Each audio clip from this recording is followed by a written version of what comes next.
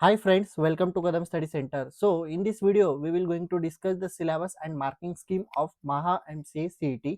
Okay जिस किसी को भी मास्टर डिग्री में आप अभी BCA में हो, BCS में हो या फिर BCom में हो एंड ऑल BSc में हो, प्लेन BSc कोई भी जिसके पास बैचलर डिग्री है वो मास्टर डिग्री में MCA कर सकता है. MCA यानी मास्टर ऑफ कंप्यूटर एप्लीकेशन. सो बहुत सारे स्टूडेंट्स BCS BCA के बाद MCA करते हैं.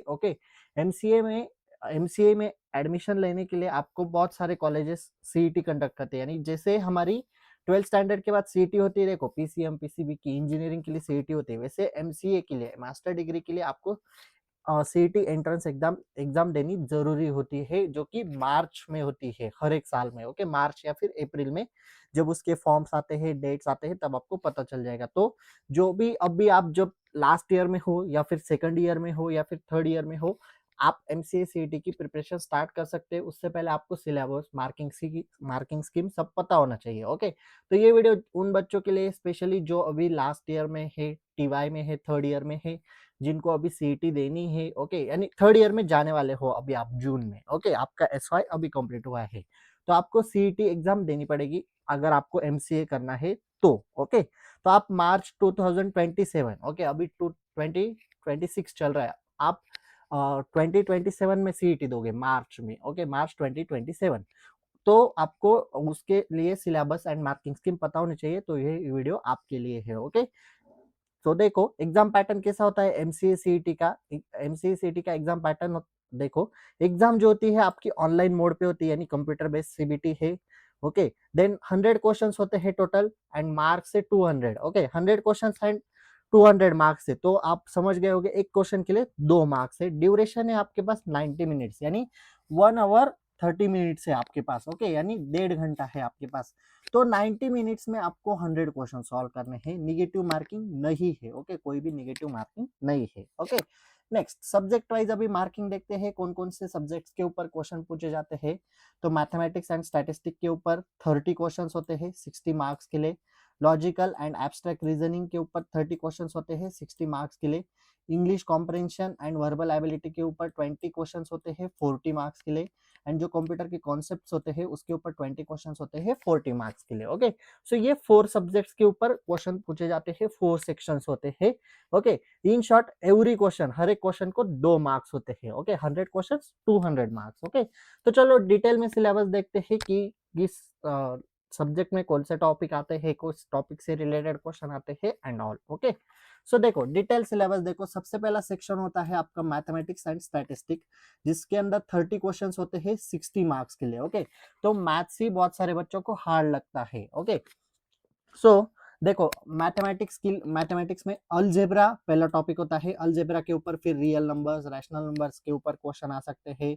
Arithmetic, geometric and harmonic progression, AP GP आपने पढ़ा होगा. Quadratic equation, binomial theorem, permutation and combination, matrices तो हमने फर्स्ट ईयर में पढ़ा है. बीसीएस के फर्स्ट ईयर में आप मैट्रिक्स अलजेब्रा सब्जेक्ट पढ़ते हो तो आपका मैट्रिसेस स्ट्रांग होगा.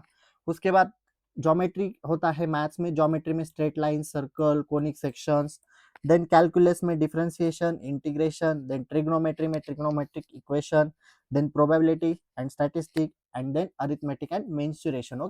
तो सबसे बड़ा सेक्शन मैथ्स का होता है. 30 क्वेश्चन होते हैं लेकिन टॉपिक बहुत सारे होते हैं.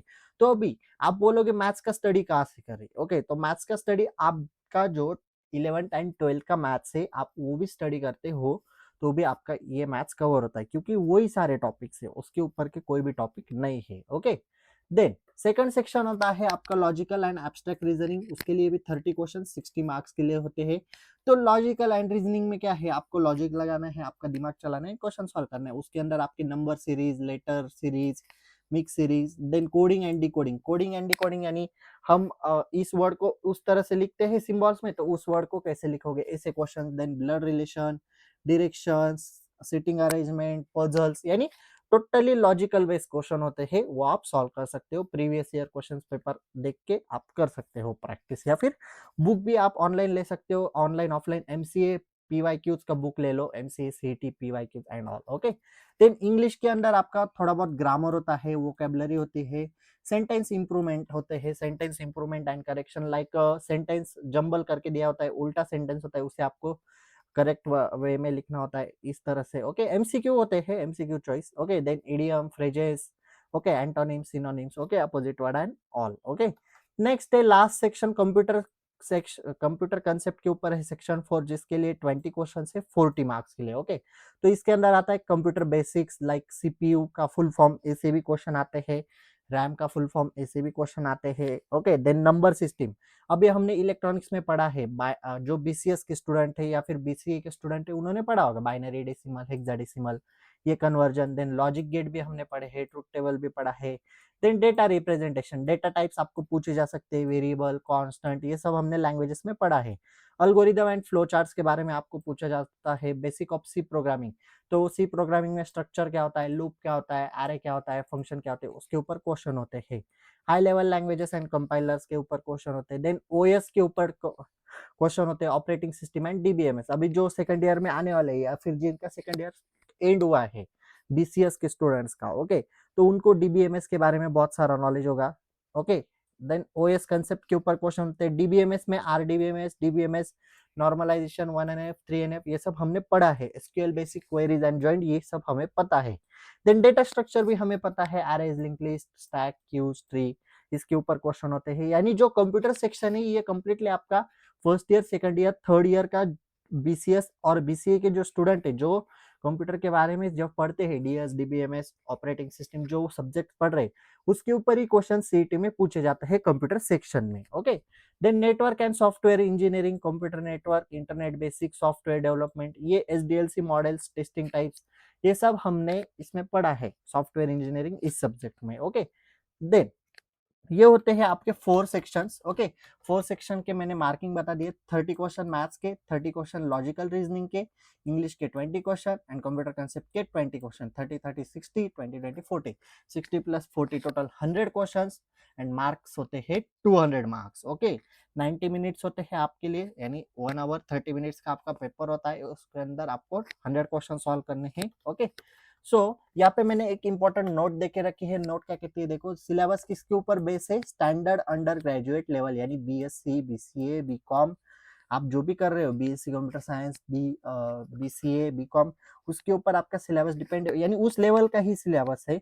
एंड मैथ किसका है, विथ मैथ एट 10+2 और ग्रेजुएशन 10+2, यानी 12th का मैथ है कंप्लीट, 11th और 12th का अगर आप मैथ पढ़ते हो तो आप इजीली ये जो मैथ्स का सेक्शन है उसे आप इजीली सॉल्व कर सकते हो। ओके, कंसेप्चुअल अंडरस्टैंडिंग के ऊपर कंप्लीटली पेपर बेस है। ओके, एक बार अगर आपका मैथ सॉल्व हो गया तो आप इजीली, लॉजिकल तो कोई भी कर सकता है, लॉजिकल का अगर आपने आपके बैचलर डिग्री में अच्छी तरह से पढ़ाई की है first year, second year, third year में, तो आप कंप्यूटर सेक्शन भी इजीली सॉल्व कर सकते हैं। इंग्लिश तो जनरल नॉलेज का है, एंटोनिम्स, सिनोनिम्स, ये तो जनरल नॉलेज के ऊपर बेस है। ओके, सो इस तरह से आपका एमसीए सीईटी एग्जाम का paper pattern and marking scheme है। ओके, सो जो भी स्टूडेंट्स सीईटी एग्जाम देने वाले हैं आगे जाके, जिनको एमसीए करना है, तो मैं उनको कहना चाहूंगा कि अच्छी तरह से पढ़ाई करो, 1 साल सफिशियंट है। यानी जो लास्ट ईयर में अभी टीवाई में जाने वाले हैं वो सीईटी एग्जाम की प्रिपरेशन अभी से स्टार्ट कर सकते हैं। जो स्टूडेंट्स अभी सेकंड ईयर में जाने वाले हैं